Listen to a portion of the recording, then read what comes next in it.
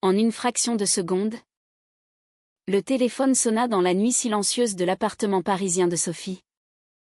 Et la voix froide de l'infirmière annonça que Marie avait été renversée par une voiture, juste après leur dispute explosive sur le trottoir mouillé de la rue de Rivoli. Cette nouvelle frappa Sophie comme un coup de poignard, transformant son refus catégorique de révéler leur amour en un regret insurmontable qui la força à courir vers l'hôpital, le cœur battant, réalisant que son silence pourrait bien avoir coûté la vie à la femme qu'elle aimait en secret. Mais au lieu de trouver Marie agonisante, Sophie découvrit une chambre vide, avec seulement une note laissée sur le lit: « Je ne peux plus vivre dans l'ombre. Sophie. Adieu. » Sophie s'effondra sur le sol de l'hôpital Saint-Louis, les larmes coulant sur ses joues pâles.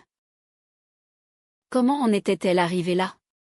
Tout avait commencé 6 mois plus tôt, lors d'une conférence sur les droits des femmes à la Sorbonne. Sophie, une jeune professeure de littérature de 25 ans originaire de Lyon, avait été invitée pour présenter un papier sur le féminisme dans la littérature contemporaine.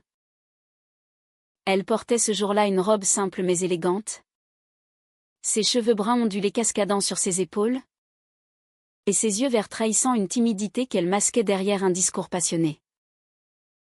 Marie, 28 ans, avocate spécialisée en droits humains, était dans le public. Avec ses cheveux blonds courts et son tailleur impeccable, elle dégageait une assurance qui captivait l'assemblée. Leurs regards s'étaient croisés pendant la session de questions, et Marie avait posé une interrogation pointue sur l'intersection entre genre et sexualité, forçant Sophie à réfléchir plus profondément. Après la conférence, Marie s'approcha d'elle dans le hall bondé. « Votre présentation était brillante, mais vous avez évité le sujet des identités queer. » « Pourquoi ?» demanda-t-elle d'une voix ferme mais chaleureuse. Sophie rougit, balbutiant une réponse vague sur le manque de temps. En réalité, elle évitait ce terrain miné parce que sa propre sexualité était un secret enfoui depuis l'adolescence. Sa famille lyonnaise, profondément catholique et conservatrice, avait toujours attendu d'elle un mariage traditionnel, des enfants, une vie normale. Son père, un médecin respecté, et sa mère, une enseignante à la retraite, lui répétait sans cesse que le bonheur passait par la conformité. Sophie avait internalisé ses attentes, se convainquant que ses attirances pour les femmes n'étaient que des phases passagères. Mais face à Marie, quelque chose craqua en elle. Elles échangèrent des numéros, prétextant une collaboration professionnelle. Les semaines suivantes, leurs rencontres se multiplièrent. D'abord des cafés professionnels à Montparnasse, où elles discutaient de cas juridiques et d'analyses littéraires. Marie, ouvertement lesbienne depuis ses années universitaires, partageait ses expériences avec une franchise désarmante. J'ai perdu des amis, même de la famille, mais je ne regrette rien. Vivre authentiquement vaut tous les sacrifices, confia-t-elle un soir, sous les lumières tamisées d'un bistrot. Sophie l'écoutait, fascinée, sentant une chaleur inconnue monter en elle.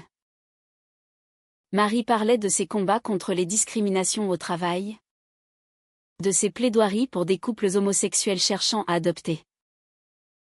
Sophie, de son côté, évoquait ses doutes intérieurs, sans oser avouer la vérité. Un soir pluvieux, après un dîner improvisé chez Marie dans son appartement du Marais, l'inévitable se produisit. Elles étaient assises sur le canapé, un verre de vin à la main, quand Marie posa sa main sur celle de Sophie. « Je ressens quelque chose pour toi, Sophie. » Et je pense que c'est réciproque. Le cœur de Sophie s'emballa. Elle retira sa main. Paniquée. Je ne sais pas. Ma famille. Ils ne comprendraient pas. Marie insista doucement, la vie est trop courte pour se cacher. Pense à ce que tu veux vraiment. Cette nuit-là, Sophie rentra chez elle tourmentée. Incapable de dormir. Elle repensait à son enfance. Aux messes dominicales où l'homosexualité était condamnée comme un péché. Pourtant, l'image de Marie hantait ses rêves. Le lendemain, Sophie annula un rendez-vous avec un collègue homme que sa mère lui avait arrangé par téléphone. Tu devrais rencontrer quelqu'un de bien, ma chérie. À ton âge, il est temps de penser à l'avenir, avait dit sa mère. Sophie raccrocha. Le ventre noué. Elle envoya un message à Marie, rencontrons-nous ce soir. Elles se retrouvèrent dans un parc près de la Seine.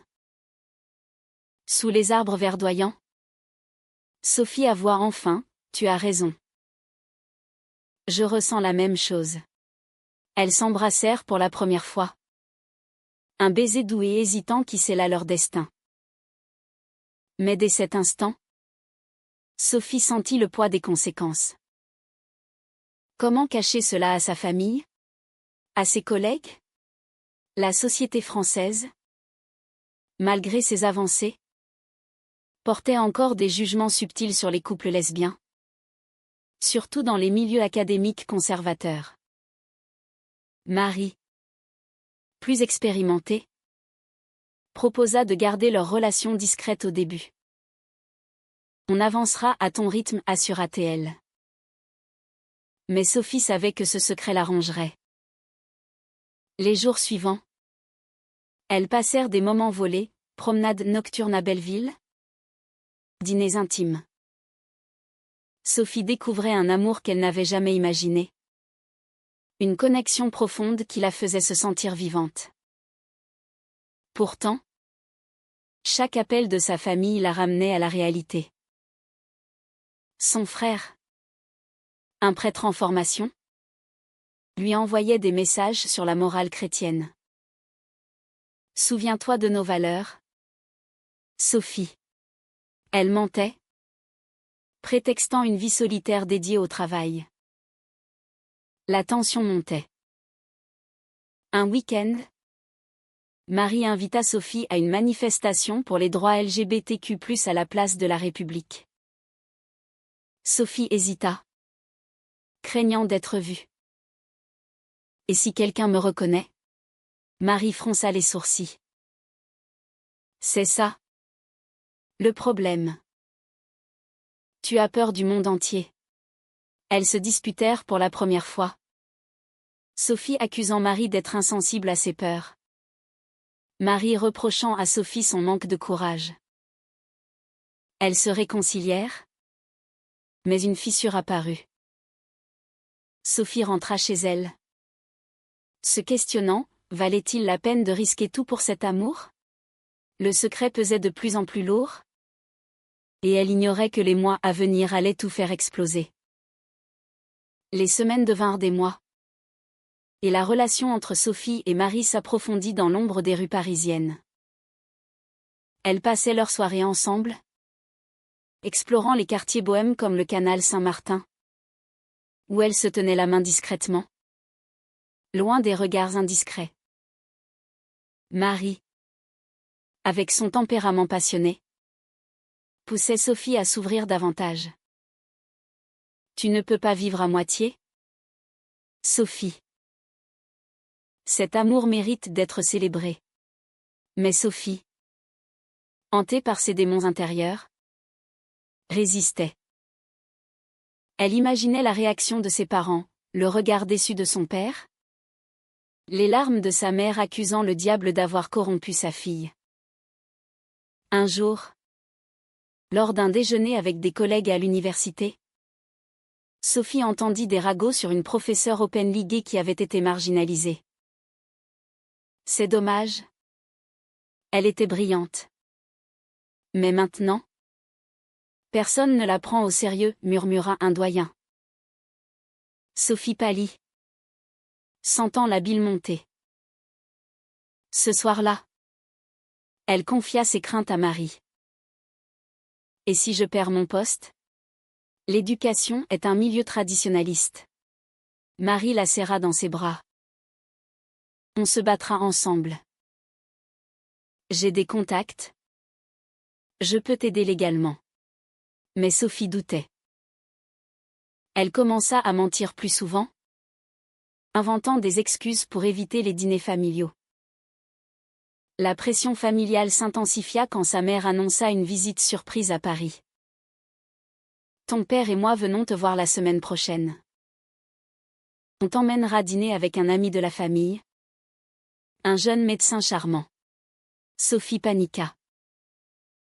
Elle annula un week-end plan avec Marie, prétextant du travail.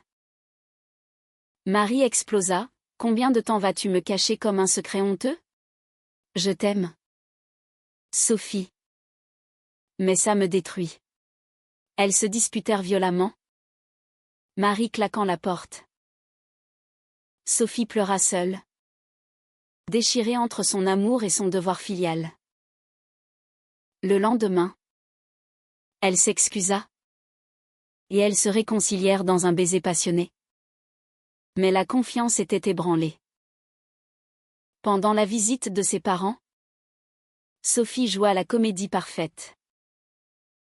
Elle les emmena au Louvre, parla de ses recherches, évita tout sujet personnel.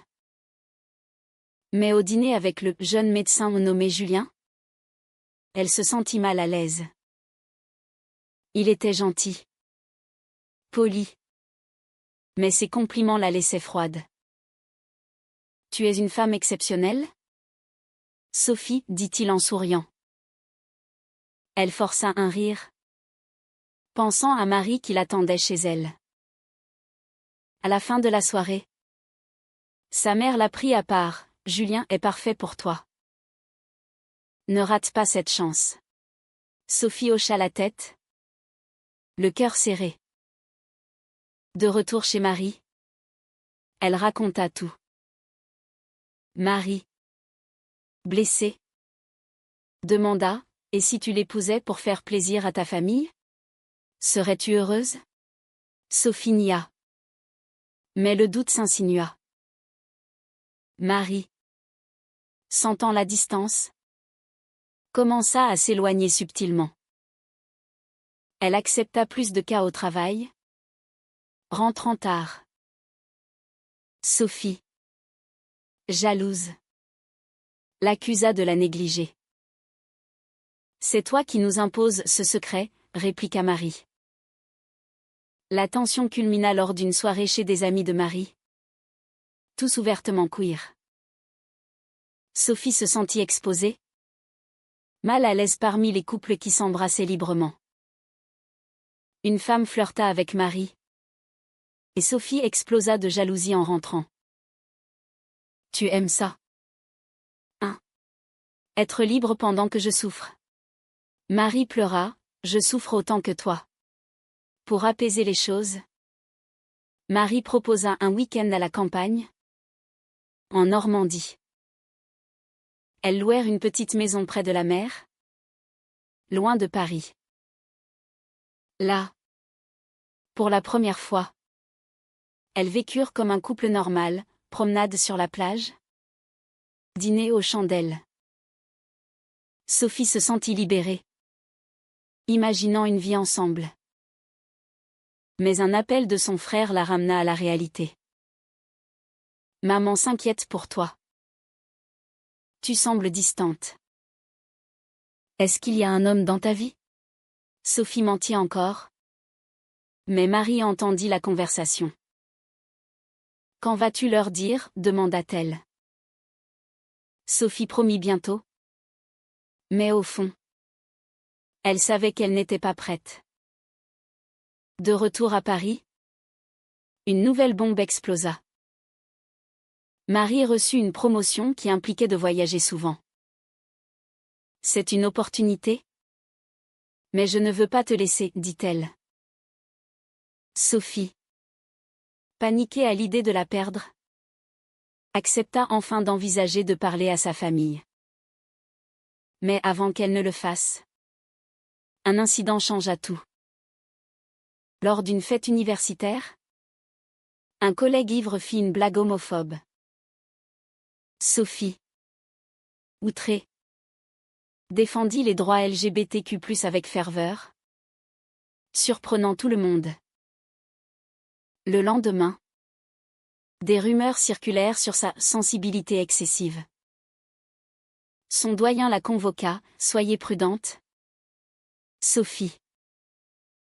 Notre institution valorise la neutralité. » Elle rentra effondrée, réalisant les risques professionnels. Marie, apprenant cela, insista, « C'est le moment de sortir du placard. Ensemble, on est plus forte. » Mais Sophie recula, craignant de tout perdre. Elles se disputèrent à nouveau, Marie accusant Sophie de lâcheté. Peut-être que je mérite quelqu'un qui m'assume pleinement. Ces mots blessèrent Sophie profondément. Elle partit en claquant la porte, errant dans les rues de Paris sous la pluie. À ce moment, elle ignorait que Marie, dévastée, avait contacté une ex-petite amie pour du réconfort, plantant les graines d'une trahison imminente. Le secret, autrefois protecteur, devenait une prison qui les étouffait toutes les deux. La trahison frappa comme un orage inattendu. Quelques jours après leur dispute, Sophie décida de surprendre Marie à son bureau avec des fleurs, prête à faire un pas en avant. Mais en arrivant, elle vit Marie enlacer une femme dans le hall, son ex, Claire, une artiste qu'elle avait mentionnée vaguement. Le baiser qu'elles échangèrent fut bref mais intime, suffisant pour briser le cœur de Sophie. Elle lâcha les fleurs et s'enfuit, les larmes brouillant sa vue. Marie la rattrapa dans la rue, « Ce n'est pas ce que tu crois. C'était juste un moment de faiblesse. » Sophie hurla, « Faiblesse ? Après tout ce qu'on a traversé ?» Elles s'affrontèrent sous les regards des passants, Sophie accusant Marie de l'avoir poussée à bout avec ses exigences. Marie répliquant que le secret de Sophie l'avait isolée. Cette nuit-là, Sophie rentra seule, verrouillant sa porte aux appels incessants de Marie.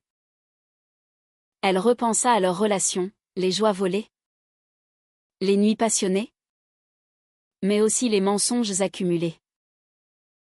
Était-ce de l'amour ou une illusion ? Le lendemain, elle confronta Marie chez elle.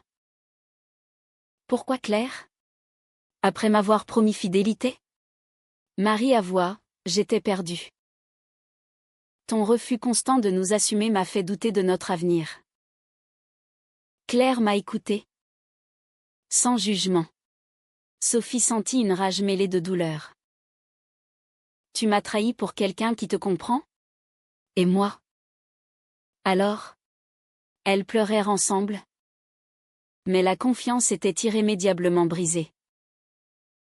Sophie partit, jurant de ne plus la revoir.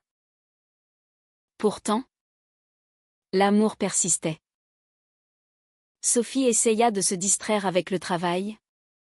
Mais chaque livre qu'elle enseignait lui rappelait Marie des histoires de passions interdites, de choix moraux déchirants.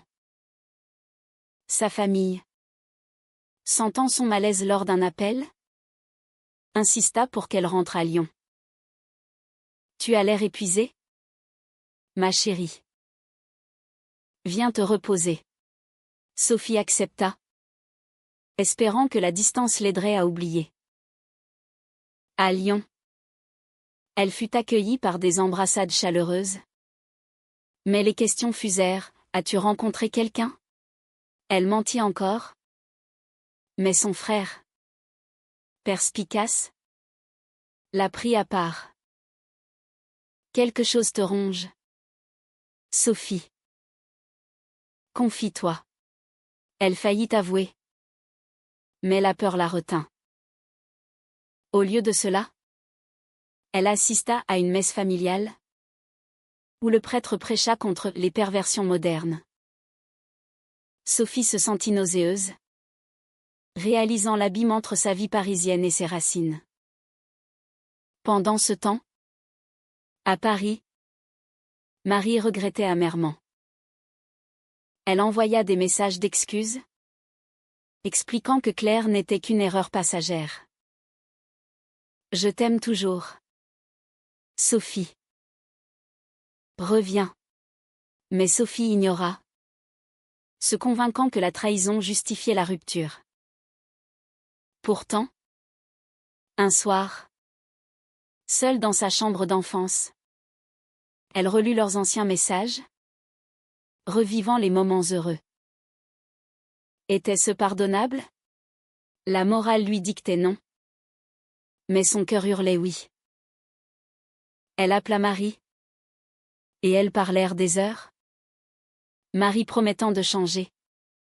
Sophie admettant ses propres fautes. Elles décidèrent de se donner une seconde chance. Mais avec des conditions, Sophie devait commencer à s'ouvrir. De retour à Paris, elles reprirent prudemment. Marie rompit définitivement avec Claire. Et Sophie accepta d'assister à une thérapie pour affronter ses peurs. Mais la société intervint cruellement. Un jour, un collègue de Sophie, ayant vu des photos suspectes sur les réseaux sociaux, postées par erreur par Marie, répandit des rumeurs. Sophie est, vous savez, avec une femme. Le doyen la convoqua à nouveau, des allégations circulent. Cela pourrait affecter votre réputation. Sophie nia. Paniquée. Mais le mal était fait. Ses étudiants la regardaient différemment. Certains avec soutien. D'autres avec mépris. Elle confia à Marie, c'est exactement ce que je craignais.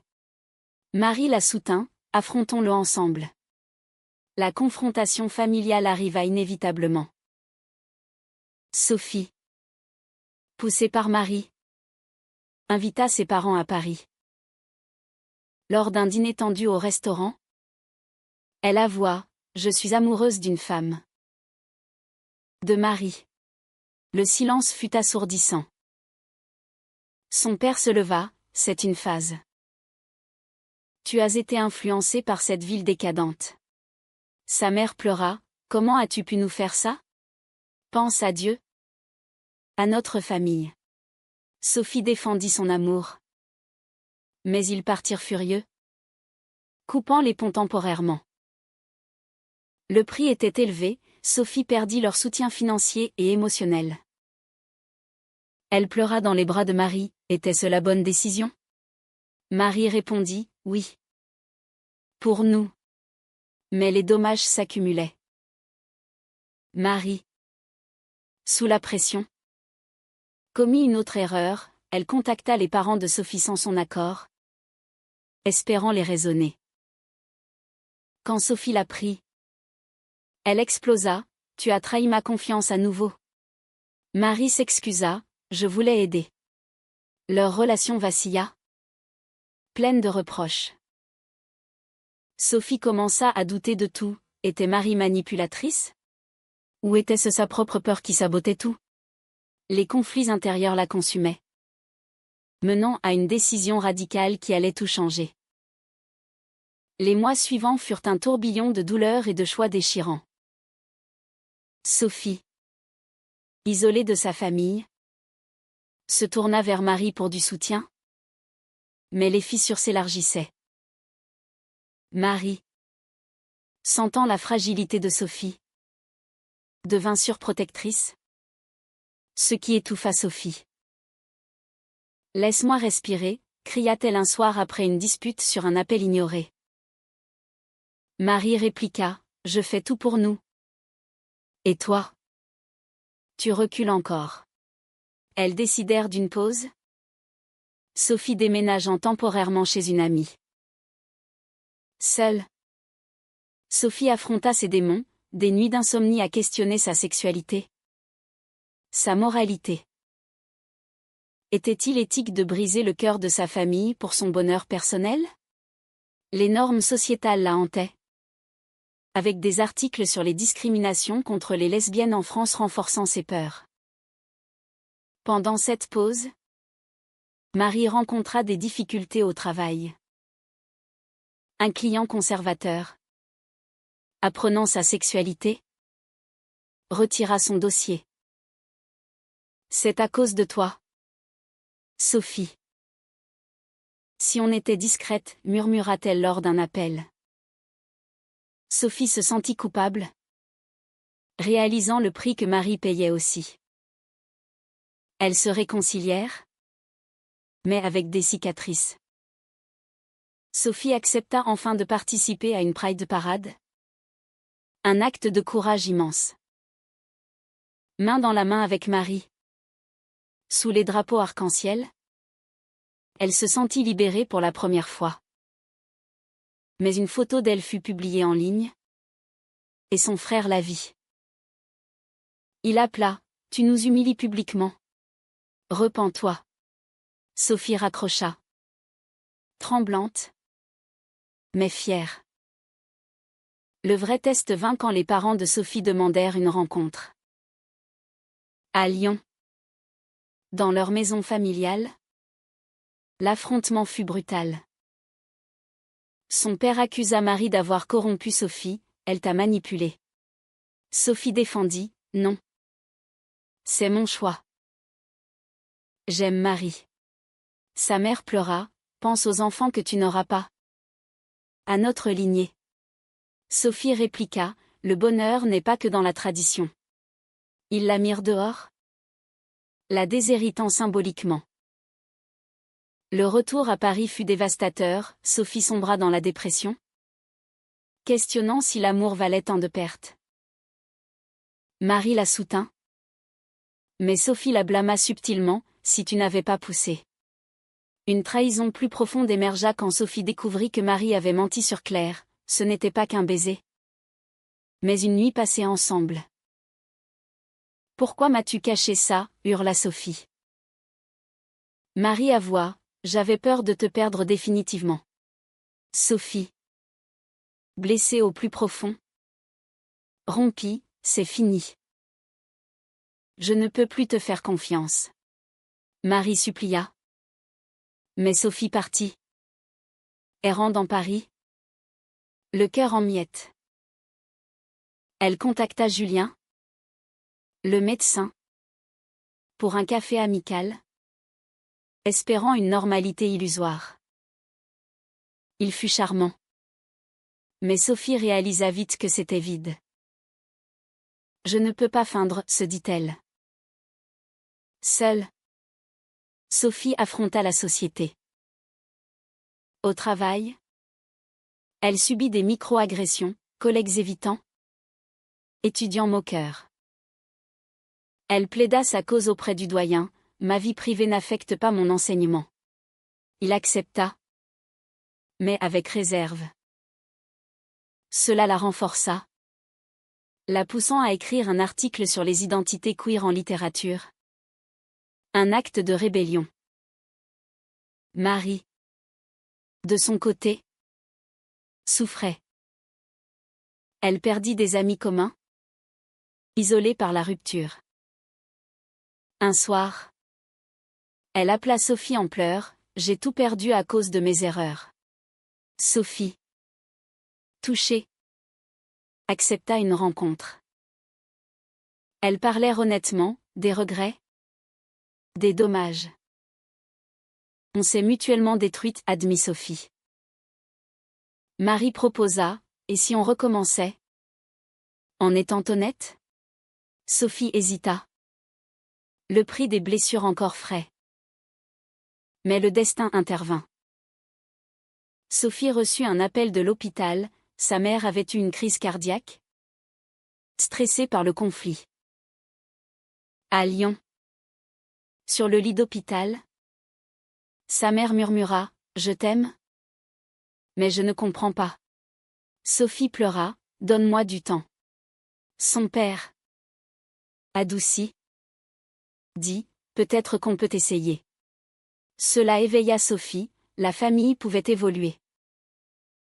De retour, elle contacta Marie, « Rencontrons-nous. » Elles se virent sur un banc près de la Seine, où tout avait commencé. « Je suis prête à nous assumer. » Mais sans mensonge, dit Sophie. Marie jura, « Plus jamais. » Elles s'embrassèrent, mais avec prudence, sachant que la guérison prendrait du temps. Pourtant, les tensions persistaient, menant à une confrontation finale qui testerait leur résilience. La reconstruction fut lente et douloureuse. Sophie et Marie reprirent leur relation pas à pas, avec des thérapies de couple pour aborder les trahisons passées. Sophie invita Marie à un dîner avec des amis.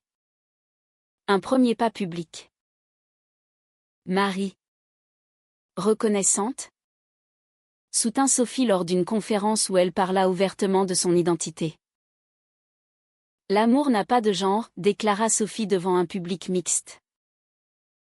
Des applaudissements suivirent, mais aussi des critiques en ligne, traîtresse aux valeurs traditionnelles. Sophie ignora. Renforcée par Marie. La famille de Sophie évolua progressivement. Son frère, après une longue discussion, admit, « Je prie pour ton bonheur, même si je ne comprends pas tout. » Ses parents, influencés par la santé fragile de la mère, acceptèrent une visite de Marie à Lyon. Le dîner fut tendu, questions maladroites, silence gênant.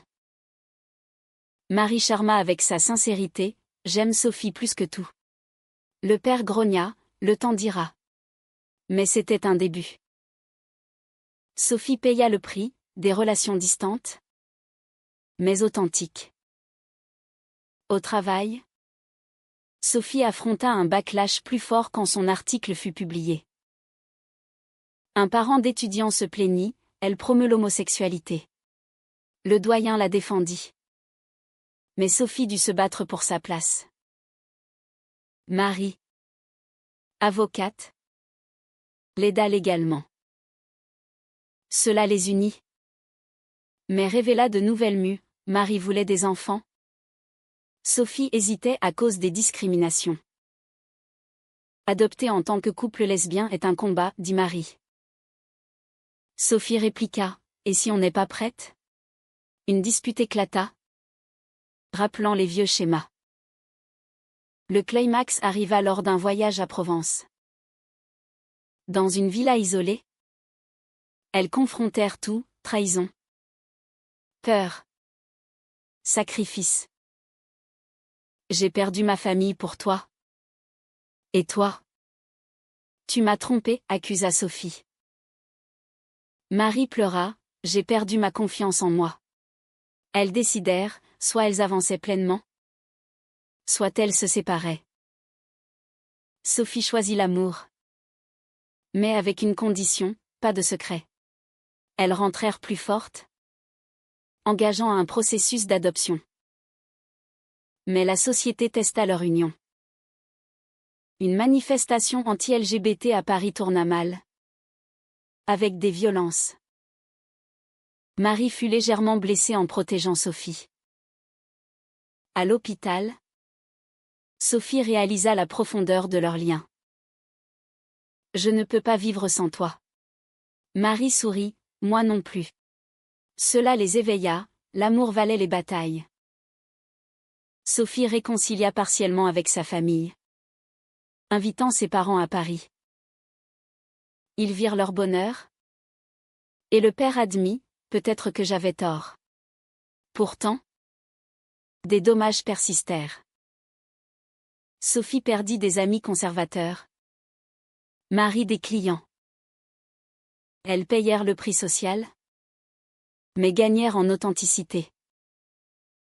Un soir, assises sur leur balcon surplombant la tour Eiffel, Sophie demanda, était-ce tout ça vaut la peine? Marie répondit, oui. Parce qu'on est vrai maintenant. Leur histoire, pleine de confrontations et de réveils, se termina sur une note d'espoir prudent.